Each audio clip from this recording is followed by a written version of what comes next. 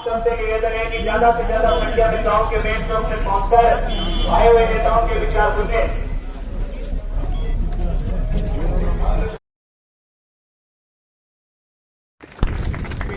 मेरे बुजुर्गों, नौजवान साथियों, अमूमन दोस्तों और गांव के घरों में बैठी मेरी माताओं बहनों, आज मेरे साथ आए पार्टी के जननायक जनता पार्टी के राष्ट्रीय अध्यक्ष डॉक्टर अजय सिंह चौटाला जी, पार्टी के वरिष्ठ नेता कुलदीप कुलड़िया जी, जिला अध्यक्ष रविंद्र बेनीवाल जी, पंकज झाजला जी, मास्टर बरकत लाल जी और राजेंद्र सूरा जी, सम्मानित मंच और पार्टी आजाद समाज पार्टी से वरिष्ठ और कनिष्ठ सभी नेतागण, आज जैसा कि आज आपके बीच में आने का मौका मिला है। आने वाली 5 तारीख को अपने विधानसभा के चुनाव होने जा रहे हैं, जिसमें जननायक जनता पार्टी और आजाद समाज पार्टी द्वारा मुझ जैसे छोटे से कार्यकर्ता को एक व्यक्तिगत रूपी मान सम्मान देके आपके बीच में भेजा है। मैं आपसे हाथ जोड़कर यही गुजारिश करता हूं कि आने वाली 5 तारीख को मुझ जैसे छोटे से कार्यकर्ता, आपके भाई, आपके बेटे, आपके रिश्तेदार, जो भी समझो, उसको चाबी के निशान पर चाबी के निशान वाला बटन दबा के एक वोट दे के मुझको कामयाब बनाओ। मैं तो बाकी पार्टी का जो विजन है वो डॉक्टर अजय सिंह चौटाला जी और कुलदीप कुलड़िया जी बताएंगे। मेरा तो सिर्फ एक ही विजन है कि मैं तो आपका दिया हुआ विश्वास कभी नीचा नहीं होने दूंगा। बाकी मैं कोई राजनीतिक काजविद होने आपके साथ पड़ोसी गांव का साथ मिलने जुलने वाला हूँ, बस मेरी एक ही विनती है कि आने वाली 5 तारीख को एक आपका कीमती वोट चाबी के निशान पर लगा के मुझ जैसे छोटे से कार्यकर्ता को विधानसभा पहुंचाओ। और मैं तो फिर दोबारा आपको यही विश्वास दिलाता हूं कि आप जो विश्वास मेरे पर जताओगे, मैं आपका विश्वास नीचा नहीं होने दूंगा। जय हिंद। अब तो हमारे जननायक जनता पार्टी के जिला अध्यक्ष आदरणीय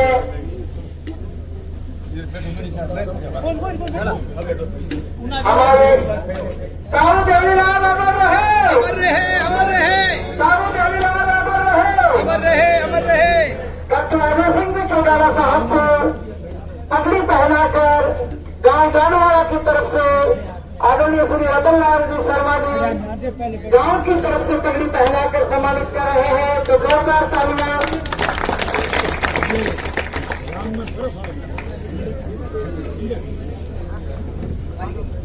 कारू देवीलाल अमर रहे, डॉक्टर अजय सिंह चौटाला जी जिंदाबाद। और अब हमारे जेजेपी के प्रत्याशी भाई सुभाष गोरछिया जी को गांव की युवा टीम भाई पवन भाजू, भाई अजय धनीलाल जी और गांव के समस्त युवाओं की तरफ से पगड़ी पहना कर सम्मानित किया जा रहा है। अब हमारे बहुत ही प्रिय महबूब नेता डॉक्टर अजय सिंह चौटाला साहब आपके बीच में।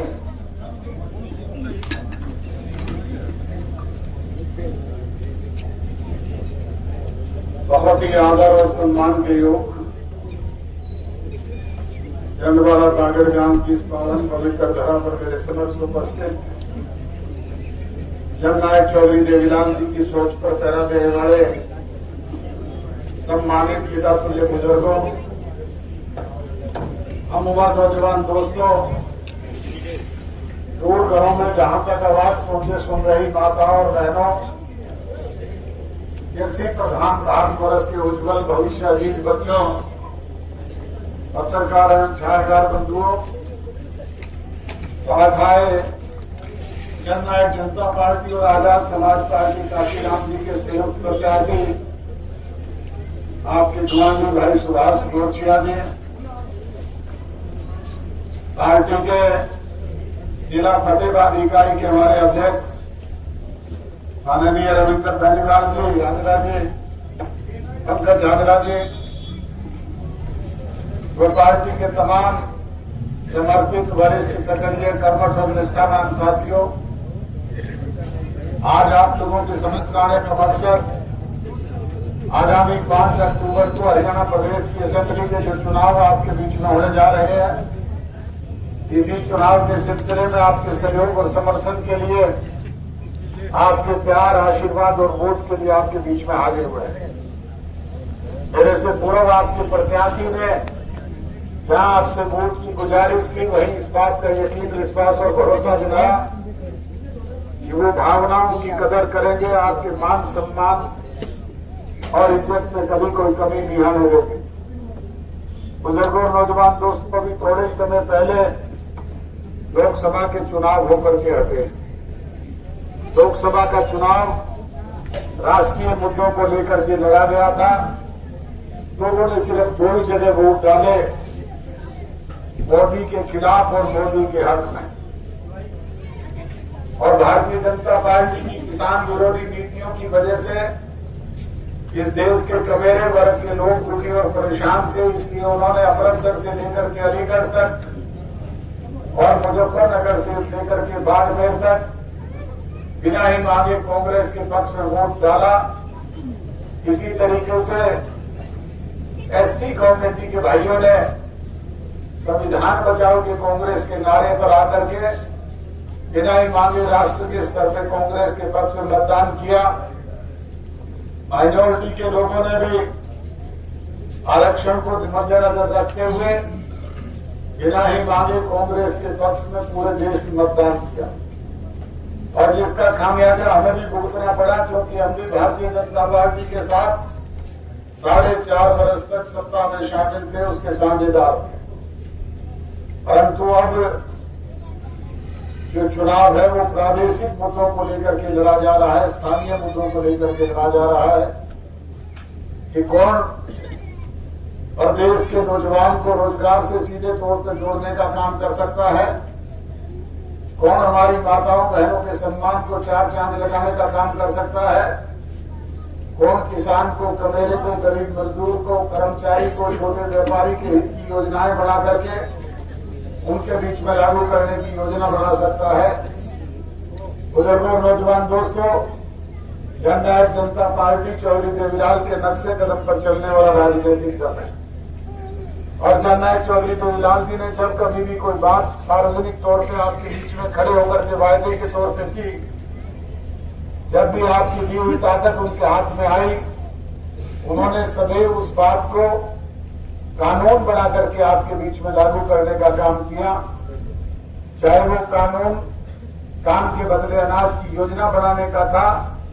चाहे वो किसान के ट्रैक्टर को गड्ढा डिक्लेयर करने की बात थी, चाहे वो गांव गांव में एससी और बीसी के चौपाल बनाने की योजनाएं थे, चाहे साइकिल और रेडियो जैसी चीजों के टोकन टैक्स खत्म करने का मामला था,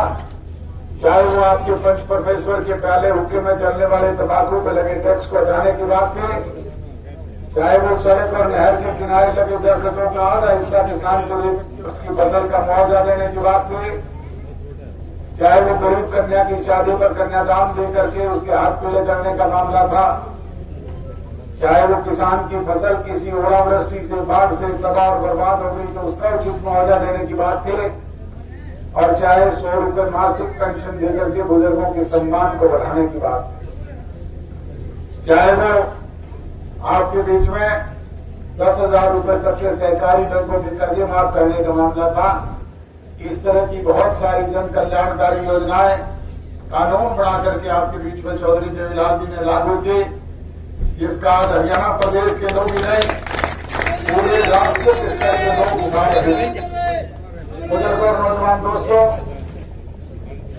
उन वालों में कोई कटौती करने का काम नहीं कर सकता, उन्हें बढ़ावा और इजाफा तो करने का काम कर सकता है। रहती सृष्टि तक उनकी उन योजनाओं को लोग लागू करने का, याद करने का काम करेंगे। इसी तरीके से जननायक जनता पार्टी ने भी आज से 5 वर्ष पहले जो चुनावी वायदे अपने चुनाव घोषणा पत्र के जरिए आपके बीच में किए थे, आपकी दी हुई ताकत जब हमारे हाथ में आई, हम सत्ता में शामिल हुए, विपरीत परिस्थितियों के पास बाद भी हमने चाहे 30% के हिस्सेदार थे, उन योजनाओं को कानून बना करके आपके बीच में लागू किया। चाहे वो प्राइवेट सेक्टर में नौजवानों को 75% रोजगार के अधिकार दिलाने का कानून बनाने की बात थी, चाहे वो माताओं बहनों को 50% पंचायती राज संस्थानों में हिस्सेदारी देकर के उनके सम्मान को बढ़ाने की बात थी, चाहे वो 33% आरक्षण राशन डिपो में देकर के माताओं बहनों को रोजगार के रास्ते खोलने की बात थी, और चाहे वो बैकवर्ड क्लासेस के लोगों को 8% पंचायती राज संस्थानों में हिस्सेदारी देकर के उनके सम्मान को बढ़ाने की बात थी, चाहे वो हमारी बच्चियों को स्कूल और कॉलेज जाने पर फ्री बस पास जैसी सुविधाएं उपलब्ध करने की बात थी, चाहे वो किसान को आर्थिक आजादी दिलाने के लिए 14 फसलें उसकी एमएसपी प्राइस पर गांव में परचेज सेंटर और मंडियां बनाकर के खरीद करने का काम ही नहीं किया, उनका 72 घंटे के अंदर भुगतान आपके सीधे खाते तक पहुंचाने का कानून बनाने की बात। बुजुर्गों नौजवान दोस्तों, इस तरह की बहुत सारी योजनाएं आज भी हमारे जहन में है। एक बात का हमें भी बलाल है कि हम 5100 रुपये पेंशन आप तक नहीं पहुंचा पाए, परंतु मुझे कहते हुए गर्व और फख्र होता है कि हरियाणा एकमात्र ऐसा पहला राज्य है जहां सबसे ज्यादा 3000 रुपये बुजुर्गों को मासिक पेंशन मिलती है। भारतीय जनता पार्टी की तो आज भी 16 प्रदेशों में सरकार है, 4 में कांग्रेस पार्टी की हुकूमत भी है, परंतु कोई भी दूसरा ऐसा राज्य नहीं है जहां पे बुजुर्गों को 1500 से ज्यादा पेंशन मिलती है। हरियाणा ही एकमात्र ऐसा प्रदेश है जहां हमने हर वर्ष 250 रुपये बढ़वा करके इसे 3000 तक पहुंचाने का काम किया है, और जब भी आपकी दया से ताकत मौका मिलेगा इसे 5100 करने का काम भी हमें करेंगे। दैनिक समाज कांग्रेस के भूपेंद्र हुड्डा के लोग 6000 करने की बात करते हैं, कुछ राजनीतिक दल इसे 7500 करने की बात भी करते हैं, 500 रुपये में गैस का सिलेंडर, 300 यूनिट बड़ी बिजली देने की बात भी करते हैं,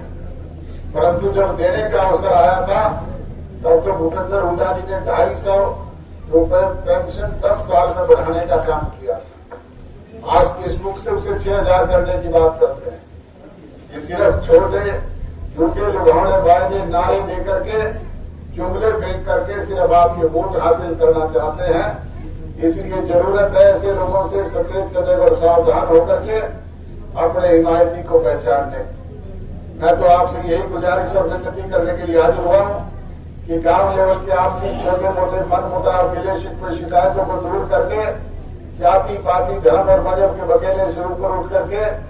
36 बिरादरी के भाई एक झंडे के नीचे संगठित होकर के 5 तारीख को अपना एक कीमती वोट चाबी के निशान के बटन दबा करके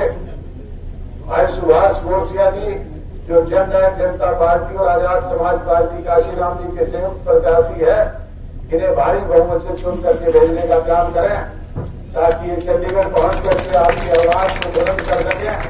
और विकास की योजनाओं को आपके बीच में पहुंचा करके उन्हें लागू करवाने का काम कर सके। यही निवेदन करने के लिए आपके बीच में हाजिर हुआ था। गांव में पहुंचने पर जिस गर्मजोशी से आपने स्वागत किया, जो प्यार भरे फूल भेंट किए, जो मान सम्मान का प्रतीक पगड़ी भेंट मुझे सम्मानित किया, बुजुर्गों और नौजवान दोस्तों में तो यही विश्वास और भरोसा दिलाता हूँ कि मेरी नजरों में भी चौधरी देवीनाथ जी का खून है। मुझे गर्व है इस बात पे।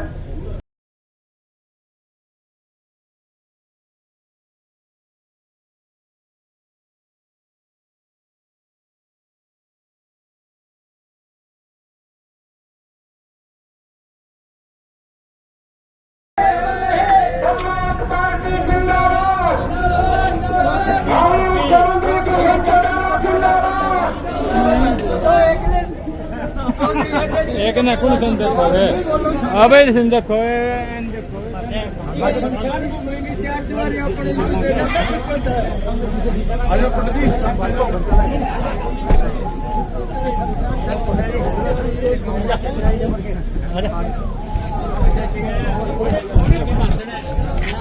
मीठे मीठे बोलना है थोड़ा।